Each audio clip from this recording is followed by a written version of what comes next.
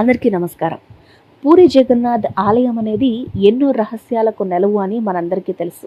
అయితే పూరి జగన్నాథుణ్ణి ఒకానొక సమయంలో అతి రహస్యంగా పూజించారు అనే విషయం మీకు తెలుసా? అంతేకాదు, పూరి జగన్నాథుడని మనం పిలుచుకునే ఈ స్వామిని నీలమాధవుడు అనే పేరుతో పిలిచారని మీకు తెలుసా? ఇలాంటి విషయాల గురించి పూర్తి సమాచారాన్ని కథల రూపంలో ఏముందనే విషయాల్ని వివరంగా మనం ఇప్పుడు తెలుసుకుందాం. అదే నీలమాధవుడు. ఈ పేరుతో ఎవరు రహస్యంగా పూజించి ఉంటారు? దీని వెనుకున్న కథ ఏంటి తెలుసుకుందాం. నీలమాధవుడు రహస్యంగా పూజించబడ్డ పూరి జగన్నాథుడు. ఇది ఒక అద్భుత ఆవిర్భావం అనే చెప్పచ్చు. ఎందుకంటే అనాదిగా భక్తుల హృదయాల్లో కొలువై ఉన్న పరమాత్మ అనేక రూపాల్లో అనేక నామాలతో ఎప్పుడూ ఆవిష్కరించబడుతూనే ఉన్నాడు. అలాంటి రూపాలలోనే ఒకటి నీలమాధవుడు. ఈ పేరుతో ఒకప్పుడు చాలా రహస్యంగా పూజించబడ్డారు పూరి జగన్నాథుడు. అయితే ఈ పూరి జగన్నాథ్ ఆవిర్భావానికి మూలమైన అద్భుత గాథ ఒకటి ఉంది. అది ఇప్పటి పూరి జగన్నాథుడి ఆలయ రహస్యాలకి ముడిపడి ఉంటుంది. అయితే ఈ రహస్య పూజారి ఎవరు? ఈ అంతు చిక్కని దైవం కథ ఏంటి అని మనం చూస్తే, ఒకప్పుడు కళింగ దేశాన్ని పరిపాలించిన రాజు ఇంద్రద్యుమ్నుడు. విష్ణు భక్తుల్లో అగ్రగణ్యుడు ఇతడు. ఆయనకు శ్రీకృష్ణుడి నీలివర్ణం పట్ల చాలా ప్రేమ ఉండేదట. అంతేకాకుండా భక్తి కూడా కలిగి ఉండేవాడు. అయితే అలాంటి సమయంలో అడవులలో రహస్యంగా నీలమాధవుడు అనే పేరుతో ఒక దేవతను పూజిస్తున్నట్టుగా తెలిసింది. అయితే ఆ దైవం నీలిరంగులో స్వయంభూగా వెలిసింది అని అనేక రకాలుగా పుకార్లు వ్యాపించాయి అప్పటికే. అయితే ఈ నీలమాధవుణ్ణి ఇప్పుడు ఈ నీలమాధవుని విగ్రహం మారుమూల అడవుల్లో ఒక గిరిజన తెగకు చెందిన శబరుడు విశ్వావసు చేత రహస్యంగా పూజించబడుతూ ఉంది. ఆ విషయం తెలిసింది.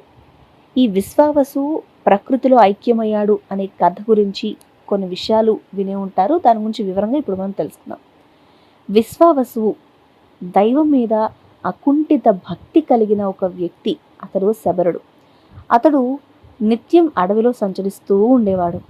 అంతేకాకుండా దేవుడి దగ్గరున్న ప్రసాదాన్ని తింటూ జీవించేవాడు అతడు. అతను తన జీవితం మొత్తాన్ని నీలమాధవుడికే అంకితం చేశాడు. సృష్టిలోని ప్రతి అణువు కూడా దైవ స్వరూపమే అని నమ్మాడు విశ్వావసు. పక్షుల కిలకిల రావాల్లో, నదుల కలకల స్వరంలో, అడవిలోని ప్రశాంతతలో నీలమాధవుణ్ణి దర్శించుకునేవాడు. ఆయన నిరంతరం ధ్యానం, అంకిత భావం నీలమాధవునికి చాలా ప్రీతిగా ఉండేది. అంటే నీలమాధవుడు అతడి భక్తికి ప్రీతి చెందాడు. అయితే నీలమాధవుడే స్వయంగా ప్రత్యక్షమై ఆయనకు దర్శనమిచ్చేవాడని, మాట్లాడేవాడు అని అక్కడ చెప్పుకుంటూ ఉండేవాళ్ళు. అదే ఇక్కడ ప్రత్యేకత.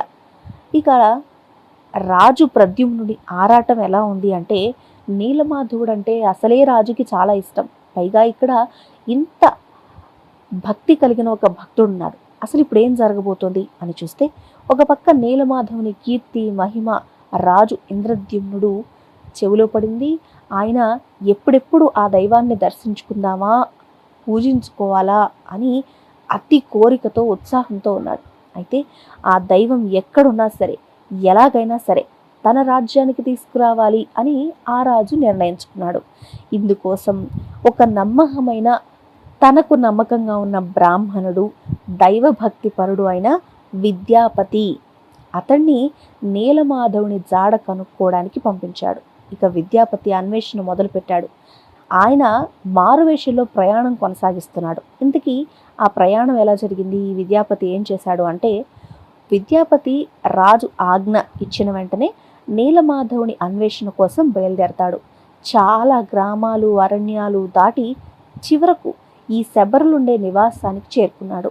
అక్కడ విశ్వావసు కుమార్తె సుందరి అయిన లలితను చూసి అతడు ప్రేమలో పడ్డాడట. ఇక లలిత కూడా విద్యాపతిని ప్రేమించింది, వివాహం చేసుకుంది. విద్యాపతి తన అత్తమామల వద్ద నీలమాధవుని గురించి ప్రస్తావన తీసుకొస్తాడు.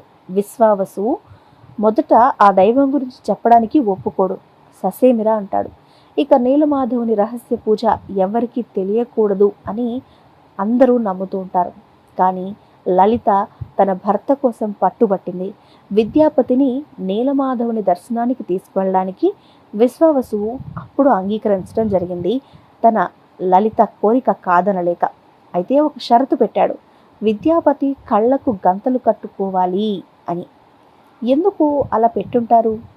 ఈ అదృశ్య నీలమాధవుడి కథ ఎలా మలుపు తిరిగింది అని చూస్తే, విశ్వావసు విద్యాపతిని కళ్ళకు గంతలు కట్టి నీలమాధవుని సన్నిధానానికి తీసుకువెళ్తాడు.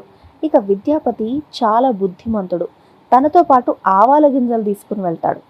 విశ్వావసు నడిచే మార్గం అంతా కూడా అతడు కళ్ళకు గంతలు కట్టాడు కాబట్టి ఆవాలు రహస్యంగా నేల మీద విసురుకుంటూ వెళ్ళాడు. ఆ ఆవాలన్నీ కూడా మొలిచి దారి చూపిస్తాయి అనేది అతని తెలివితేటలకు ఒక నిదర్శనంగా చెప్పుకోవచ్చు. అదే అతని ఆలోచన. ఇక విద్యాపతి కళ్ళు విప్పి చూసే సమయానికి నీలమాధవుడి యొక్క విగ్రహం అదృశ్యమైపోయింది. అదేంటి అంటే, నీలమాధవుడు తన భక్తుడైన విశ్వావసును విడిచిపెట్టి మానవుల సాధారణ దృష్టికి అందకుండా అదృశ్యమైపోయాడని చెప్తారు. విశ్వావసు దుఃఖంలో కుంగిపోతాడు. అప్పుడు ఇంద్రద్యుమ్నుడి భక్తి, విష్ణువు వాగ్దానం ఎలా ఉంది అనే విషయాల్ని కూడా ఇక నుంచి కథలో మనం తెలుసుకోబోతున్నాం. ఇక నీలమాధవుడు అదృశ్యమయ్యాడు అని తెలిసిన రాజు ఇంద్రద్యుమ్నుడు చాలా నిరాశపడతాడు. అయితే అతనికి దైవం మీద తన భక్తి వదులుకోవాలి అని లేదు. అసలు ఆ భక్తిని అసలు తన భక్తిని అతను ఎప్పటికీ ప్రదర్శిస్తూనే ఉన్నాడు. అయితే నీలమాధవుడు మళ్ళీ కనిపించే వరకు ఆహారం కానీ నీరు కానీ ఏవి తీసుకోకుండా నిరాహార దీక్షకు కూర్చున్నాడు అతడు. అయితే అతని అకుంఠిత భక్తికి మెచ్చి విష్ణుమూర్తి స్వయంగా రాజుకి కలలో కనిపించి, నాకు దారువుతో చేసిన విగ్రహం కావాలి, నీకు పురుషోత్తమ క్షేత్రంలో, అదే పూరి అని ఇప్పుడు మనం పిలుచుకుంటున్నాం కదా, అది పురుషోత్తమ క్షేత్రంగా చెప్పేవాళ్ళు, అక్కడ నా దర్శనం లభిస్తుంది అని వాగ్దానం చేశాడట. ఇక దారువు నుంచి జగన్నాథుని ఆవిర్భావం ఎలా జరిగింది అని చూస్తే, విష్ణువు ఆదేశించినట్టుగానే రాజు ఇంద్రద్యుమ్నుడు పురుషోత్తమ క్షేత్రంలో ఒక పెద్ద యజ్ఞం చేస్తాడు. ఆ యజ్ఞం అంతా పూర్తయిపోయిన తర్వాత సముద్రం ఒడ్డున ఒక పెద్ద కలప దుంగ, అదే దారువు కనిపించింది. ఆ దుంగను చెక్కడానికి ఎవ్వరూ సాహసం చేయలేకపోయారు. అప్పుడు ఒక వృద్ధ వడ్రంగి వచ్చాడు. అనంత మహారాణి విశ్వకర్మ స్వయంగా ఈ రూపంలోనే వచ్చాడు అని నమ్మారు. అయితే అప్పుడు ఆ దారువుని చెక్కడానికి ఆయన ముందుకొచ్చాడు. అదే ఒక వృద్ధ వడ్రంగి. ఒక షరతు విధిస్తాడు అతను, తాను చెక్కుతూ ఉన్నంతసేపు తలుపులు మూసే ఉంచాలి, ఎవ్వరూ లోపలికి రావద్దు అని చెప్పాడు. ఇక రోజులైతే గడిచిపోతున్నాయి. వడ్రంగి పని చేస్తున్నాడు, లోపల నుంచి శబ్దాలు వినిపిస్తున్నాయి. కానీ కొన్ని రోజుల తర్వాత శబ్దాలు ఆగిపోతాయి. రాజుకి చాలా ఆందోళన కలిగి ఆతృతగా తలుపులు తెరిపించేశాడు. అప్పుడు 3 అసంపూర్ణ విగ్రహాలు కనిపించాయి, జగన్నాథుడు, బలభద్రుడు, సుభద్ర. ఆ తర్వాత ఆ వడ్రంగి అదృశ్యమైపోయాడు. అయితే అసంపూర్ణంగా ఉన్నప్పటికీ కూడా రాజు ఈ విగ్రహాలనే ప్రతిష్ఠించి ఆలయాన్ని కూడా నిర్మించాడు. ఇలా రహస్యంగా పూజించబడ్డ నీలమాధవుని స్థానంలో లోకానికి పూరి జగన్నాథుని రూపంలో దర్శనమిచ్చాడు.